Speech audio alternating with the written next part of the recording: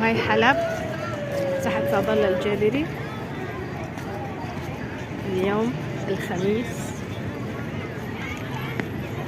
لذلك شوي في زحمة، العالم كلها تسهر، ترى جمعة، ويك اند، هابي ويك اند للجميع.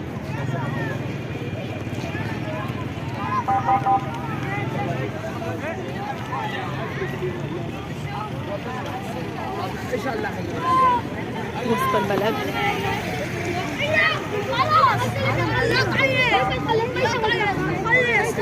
طولوا بالكم يا شباب، ما شاء الله الكل نزل.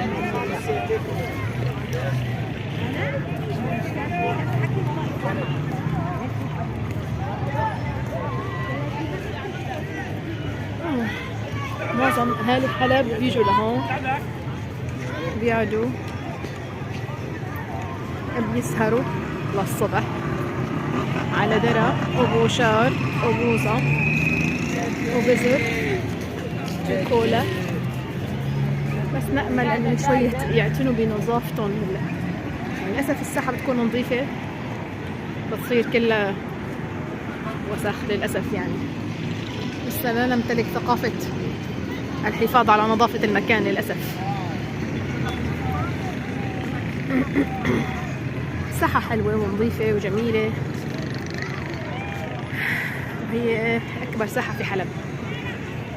كان الثوار دايما يقولوا ساحة سعد الله جايينك والله، يريدوا يجتمعوا هون، ولكن النظام البائد ما كان يسمح لهم، كان يقتل ويضرب رصاص وما يسمح وصول الثوار. كانوا على أساس بدهم يجوا يعتصموا هون، ما يسمح لهم بهذا الشيء أبدا.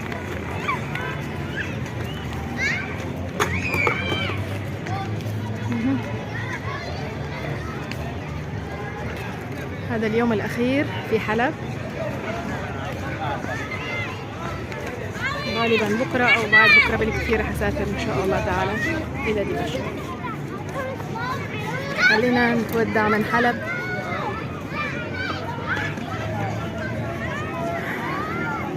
اللي على باله درة كانت معكم إيمان بزرباشي، حلب.